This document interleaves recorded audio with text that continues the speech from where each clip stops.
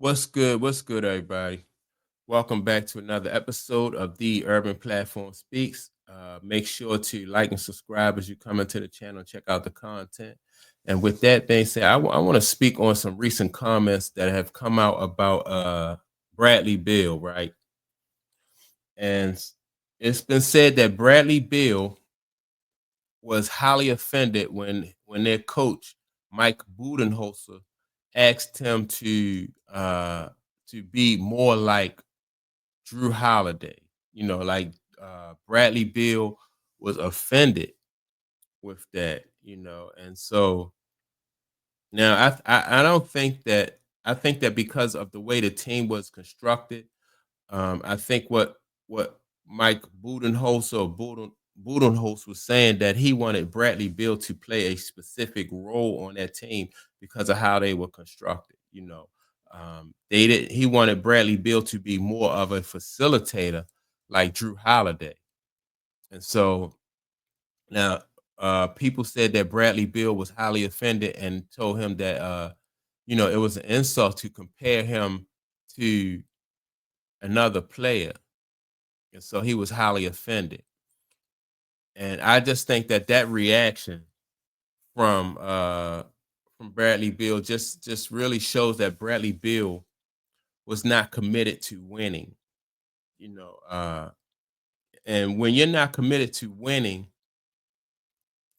uh and you play for a team that have higher expectations like the Phoenix Suns did, this is the kind of incident that really exposes that.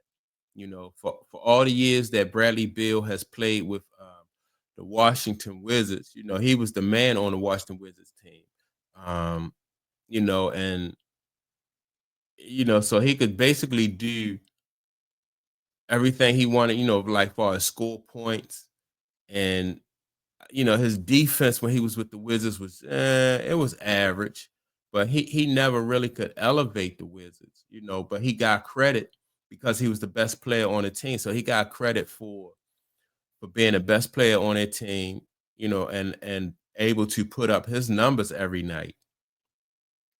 But he never really elevated the team. I think when he was with the Wizards won. I mean, they went to the playoffs a few times. They went to the playoffs here and there, but they wasn't a consistent like playoff team. He wasn't somebody. He was well respected around the league, but he wasn't somebody who was thought of as the guy who elevates the Washington Wizards, or he was a guy who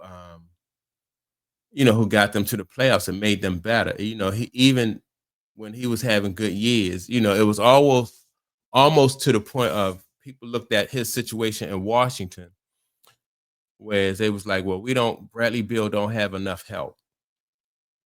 But he didn't really he wasn't somebody who was like Kobe or Magic or Bird or somebody who was just going to elevate their team and take them to the next level, right? He wasn't, and he got a pass for that because the expectation in Washington was not as high, and again, they tried to pass that buck off to other, it's like, well, he don't have talent around him. So that's how he was able to hide the fact that he just wasn't a winner, and he didn't understand like what it took to be a winner. And so now fast forward to when you get it, you get in Phoenix, you don't have a point guard, and when a coach asks you to accept another role that would make the team better or help them win because they needed somebody to facilitate. And in my opinion, Drew Holiday is one of the best facilitators in the league. When Drew Holiday was with Milwaukee, he was their facilitator. He got the ball to Giannis in his right spots. He got the ball to what's the other guy name? Middleton, in his spots. I mean, the offense ran through him. He was able to run the offense, and they won a championship in Milwaukee like that. Then when he went to Boston, the same way. And don't forget, Drew Holiday is a very good defender. So he's going to run your offense at one end. Then at the other end, he is going to he's gonna play tough defense, and he's gonna make it hard for the opposing team. He's gonna make it hard for their point guard to run their offense. And that right there, that's big. Like if they're having trouble on the other end getting into their sets because Drew Holiday is a good defender and he disrupt their offense, that's big. That's really big. So, you know, again, staying with Drew Holiday, then Drew Holiday moves on to the Boston Celtics. And that really showed Drew Holiday's worth when he moved on to the Boston Celtics. And he still was able to do the same thing with Boston that he did for the Milwaukee Bucks. Like once he got to Boston, Boston then had the number one backcourt defense with him and the guy Derek White. They had the number one, backcourt defense in the league. So again, then he was a great facilitator. He helped to run the offense and get everything going with Jason Tatum and Jaylen Brown in Boston. So he played that same role in in Boston that he did Milwaukee, and he got the same he had the same result. He won a championship, so now he's got two championship rings. So when a coach comes to Bradley Beal and he asks Bradley Beal to be more like Drew, I need, he just using Drew Holiday as an example of like the type of role we need you to play, you know, um, on our team, just and so I don't think it was an unreasonable request for Mike Budenholzer to I thought, he gave a good example, and I don't think it was an unreasonable request.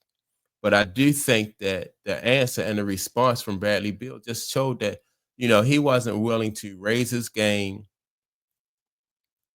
or adjust his game. Both. He needed to raise his game as a level of play and adjust his game for the team to be successful. He wasn't willing to do that. And so that just was a bad it was a tell for Bradley Beal. Like I said, when you playing with the Washington Wizards all these years, and it's easy for people to say, well, oh, he's dedicated to the team, he stuck with the team for all these years.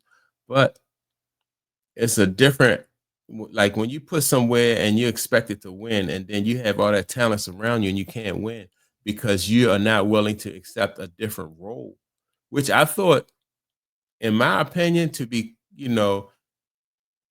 I thought it would have been a great honor and a good look for Bradley Beal if he was able to prove that he had that type of versatility, that over the years of playing in Washington, that he had an understanding of the game like that, whereas though he could do different things besides what he did at Washington. That was just score. Did he showed that he really learned anything about the game because all he did was score in DC, and that's all he wanted to do when he got to Phoenix. Like his game is his game. He wasn't committed to, doing something different so that the team could be better. And so for that, I think that if he wasn't going to, if he wasn't committed to winning, he wasn't committed to getting better and making his team better, then he should have stayed in DC. And then, people would, they was continuously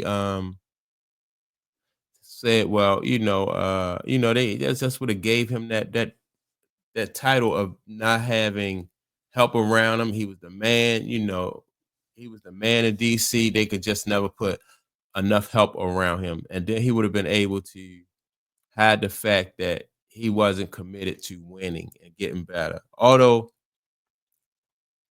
I thought that a long time ago, like when people kept saying that Bradley Beal, it's good that he's loyal, and he should lead. But some of the reason why some of these players are loyal to these teams is because winning is just, to win at that level and to have success at that level means that you got to commit.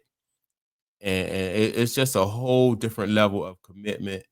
And you got to be more willing to do what the team need in order for the team to be successful. Same thing with like Dame Lillard. Like Dame Lillard he went to the Milwaukee Bucks basically to do what he did in yeah, no, yeah, he went to the Milwaukee Bucks from the Portland Trail Blazers, and basically he the same way, like the same like scoring. That's all he could do. But sometimes a team needs you to do other things besides what you do at the other at your old team. And then you get Bradley Bill. I mean, Dame Lillard got exposed for that one coming from Portland to Milwaukee, and the same things he did in Portland, he'll do that in Milwaukee, but that's not what the team need to be successful.